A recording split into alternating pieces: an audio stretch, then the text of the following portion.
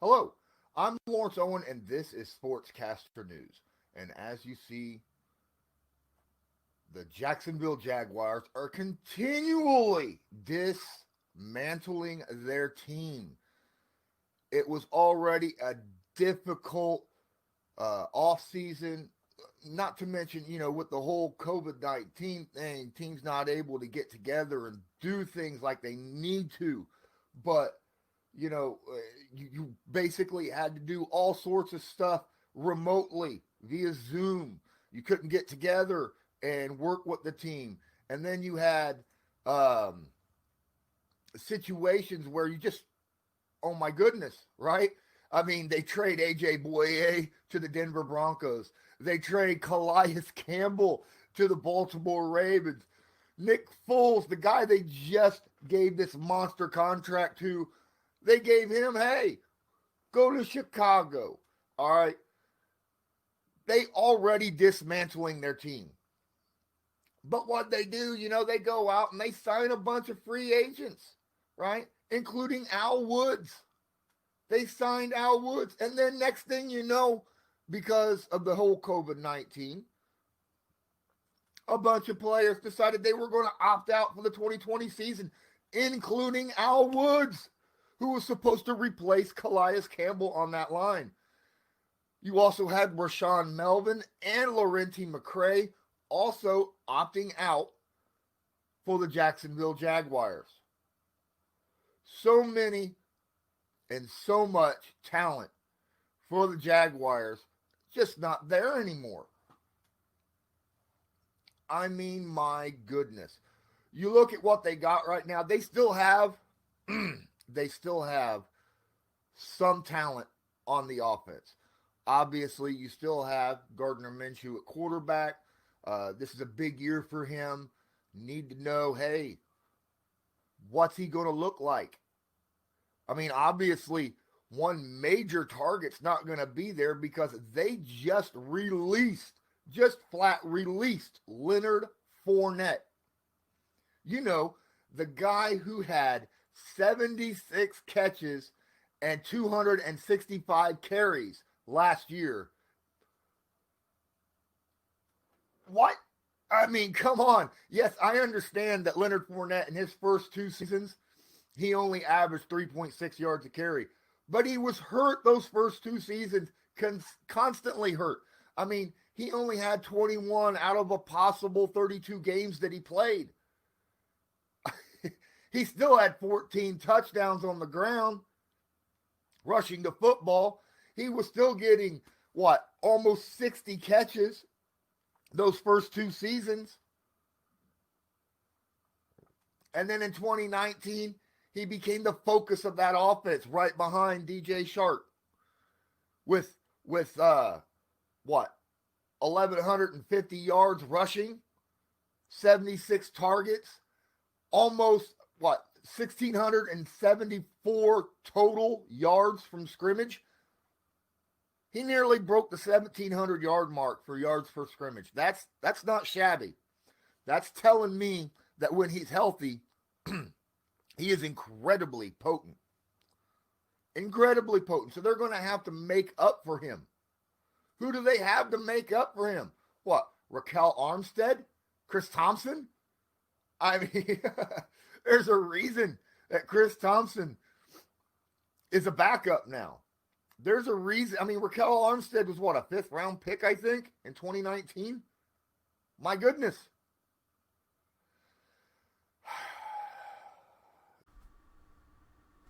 You're still here?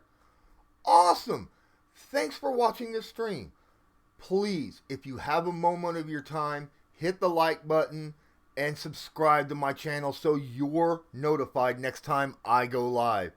And if you got a few extra seconds, hit that description down there below the video and check out all the places that you can follow me, whether it be Sportscaster here on YouTube, Twitter, Facebook, and there's a couple places where you can help donate to my channel. That way I can continue to bring all this content to you. Thank you for your support. Now, let's get back to the video. It's not looking good. I mean, yes, they have DJ Shark still. They got the rookie that they drafted in the draft, Laviska Shenault, who right now is currently injured and may not even play week 1 against the Indianapolis Colts. You do have Keelan Cole. You do have Tyler Eifert and James O'Shaughnessy, who I like O'Shaughnessy, by the way. D.D. Westbrook, still, a decent, underrated receiver, believe it or not. But again, he's also injured. Don't know if he's going to play week 1 against the Colts. And the offensive line, outside of Andrew Norwell and Cam Robinson, that right side does not look good. Brandon Linder, A.J. Cann, Jawan Taylor, not guys that I put high on the list of people that I want to protect my quarterback and block for me in the running game. Now, let's go ahead and tack that on, because just yesterday? The day before they released Leonard Fournette, they trade Yannick Ngakoue. They trade him. Holy cow. Oh my goodness. And Yannick, that's going to be even harder to replace. I mean, the guy, Yannick Ngakoue, in the 4 years that he was a Jacksonville Jaguars, he missed one game in 4 years. One game. Let's talk about the 37.5 sacks he had in 4 seasons. Let's talk about the 14 forced fumbles he had in 4 seasons. 9 passes defensed. 122 tackles on the edge. On the edge. And 42 tackles for loss. And 85 extra quarterback hits to go with the 37.5 sacks. The guy was really, really good on that edge. Very good. He even had 2 interceptions at the defensive end. What? One of them last year he took back for a touchdown. Defensive end had a pick 6. And they trade him out. Now, they had to. Yannick didn't want to be there anymore. He said, trade me. They finally got a trade for him. I think they got a 2nd round pick and another pick on top of it that could go anywhere from 5th to 3rd, I think, depending upon how well he does. Somewhere around in that general vicinity. Leonard Fournette, they dropped on the saying, and this is exactly what they wanted to say about it, all right? I'm just going to let you know. Doug Marrone said that Leonard Fournette's release was about what he saw on the field during training camp, not locker room issues. He feels like the backs behind Fournette give him a better chance to win. Sure. And doing it now gives him a chance to figure that rotation out. Oh, yeah, because, Fournette sitting there going early in spring saying, please bring Cam Newton. Cam Newton should come to the Jacksonville Jaguars. Yeah, that had nothing to do with it, did it? Yeah. Basically throwing your starting quarterback, Gardner Minshew, under the bus and saying he wanted Cam Newton instead. That had nothing to do with anything, right? I'm sure it didn't. But what about, there might be a little bit of sarcasm in that statement. Just maybe a little bit. But Fournette, last year, as healthy, was impressive. And there's teams out there right now that I think that Leonard Fournette would absolutely fit with. The Chicago Bears right now, their starting running back is injured. Don't know if he'll start week 1. He'd be a great fit there. He's a big, powerful, bruising running back that is able to catch the football out of the backfield. That would help whichever quarterback the Chicago Bears want to put out there. The Jets, I think he'd fit well with the Jets again. Same situation, not a good offensive line, and would certainly help the quarterback over there, Sam Darnold, when he's under pressure so much, when he can just dump it off. He had 76 receptions last year. There are plenty of teams out there right now needing a running back. The Minnesota Vikings, who, by the way, if I remember right, it is the Vikings who got Yannick Ngakoue. Could you imagine them? He's basically over there, go get Leonard. We don't know if Dalvin Cook will play, right? He's practicing, but he said he won't play a down of football until he gets that new contract. Go get Leonard Fournette for cheap. Go get Leonard Fournette for cheap on a one-year prove-it deal. Could you imagine what Fournette can do with that offense? Whew, my goodness. Leonard Fournette will find a team very quickly. Very, very quickly. Now, I don't know. What about Pittsburgh, right? James Conner's hurt all the time. He go over there and fit in there. Whew, that's dangerous too. That would scare a lot of Baltimore fans, I'm telling you. I think so, because he's a bruising back just like James Conner.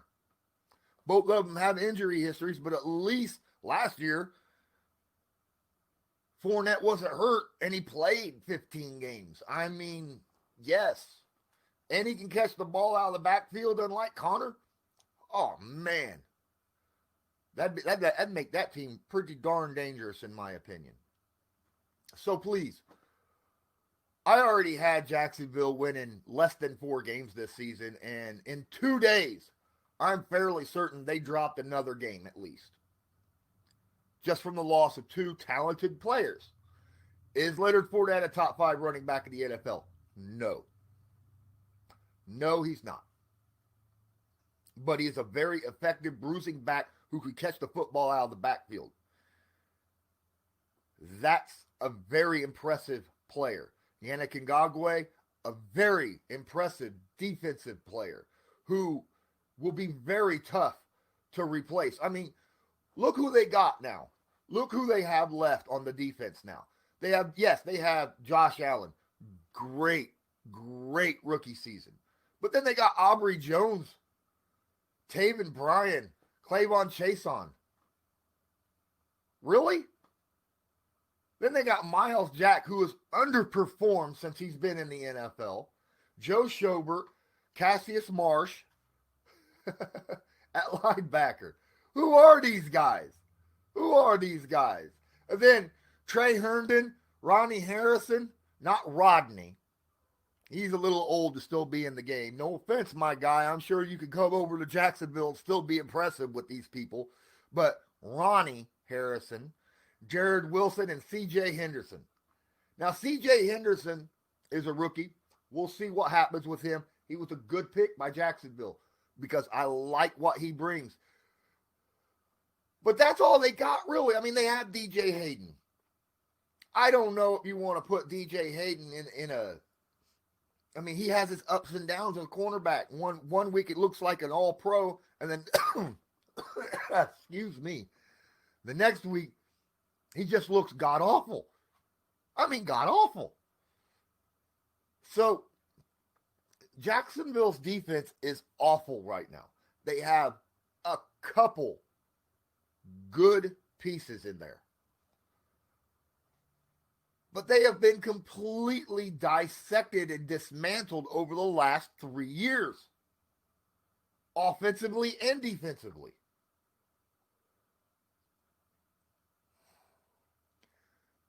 With Gardner Minshew, if he could take the next step as a sophomore quarterback, with the weapons he has at wide receiver and tight end, I think as long as he's able to stay towards the left side and avoid that pass rush on the right, I think he'll be able to do a few things. Maybe move the ball a little bit. I actually like Minshew. I just don't like what he's got around him on that offensive line. I don't like what they got at running back right now. I just don't.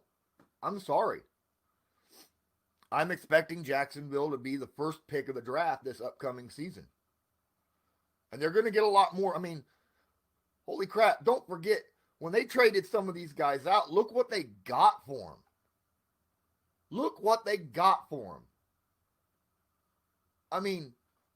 Calais Campbell, they got what, a 5th round pick? What'd they get for Bouye? I'm sorry, I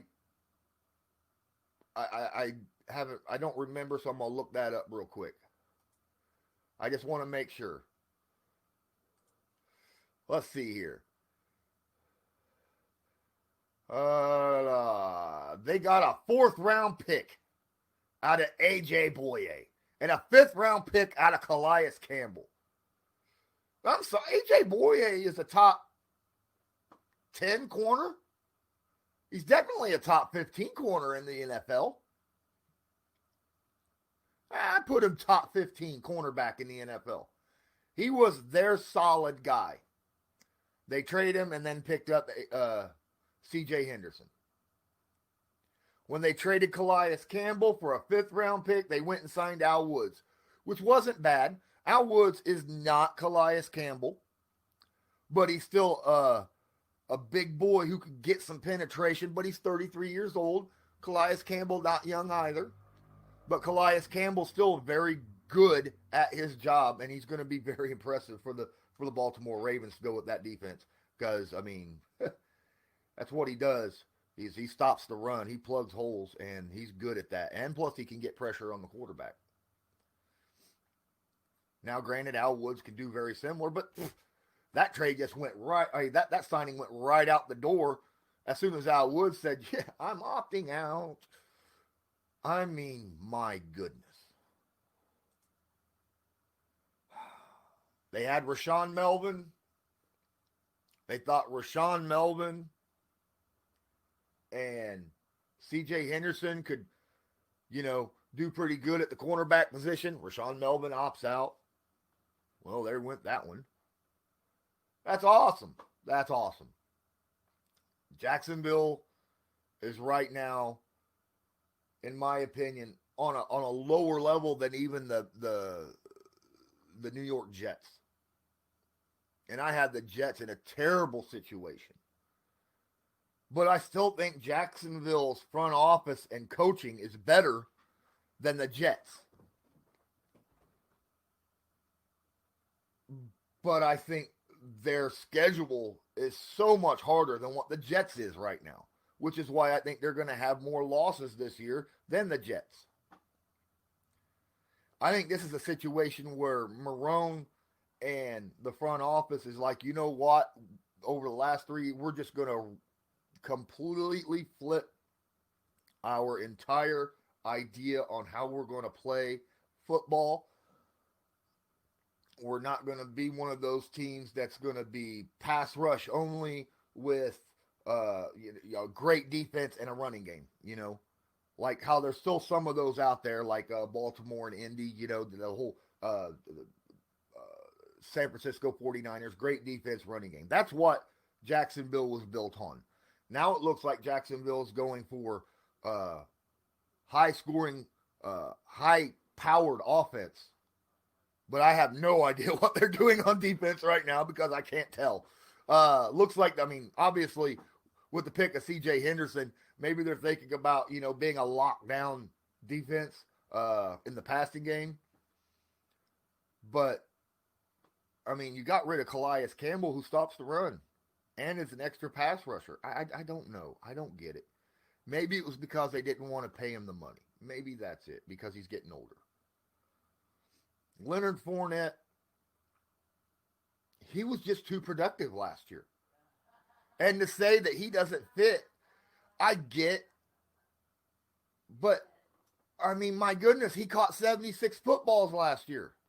If you want to be more of a passing team and Fournette gets 76 receptions, I think it was 76. Let me look again, make sure. Yeah, 76 catches, averaging 7 yards a catch out of the backfield. My goodness. I get that he's not that explosive running back that you want. He's not that swift guy. He's not that CEH kind of running back. He's not CMC. But only CMC is CMC. There's not another one of those in the NFL. I don't care what Cook says over on the Vikings. He may want that money and he thinks he might play like him. But but there's only one Christian McCaffrey. I don't think we're going to see a whole lot out of Jacksonville this year. I think they're going to, like I said, pick first in the draft.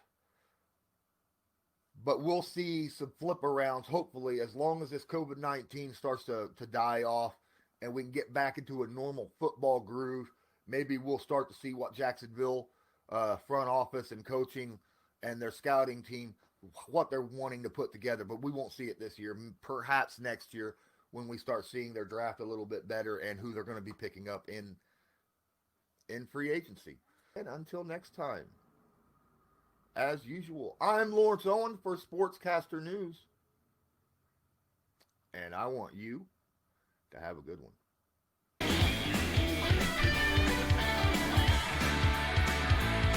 Just because a player's not a household name doesn't mean we can't make him a household name.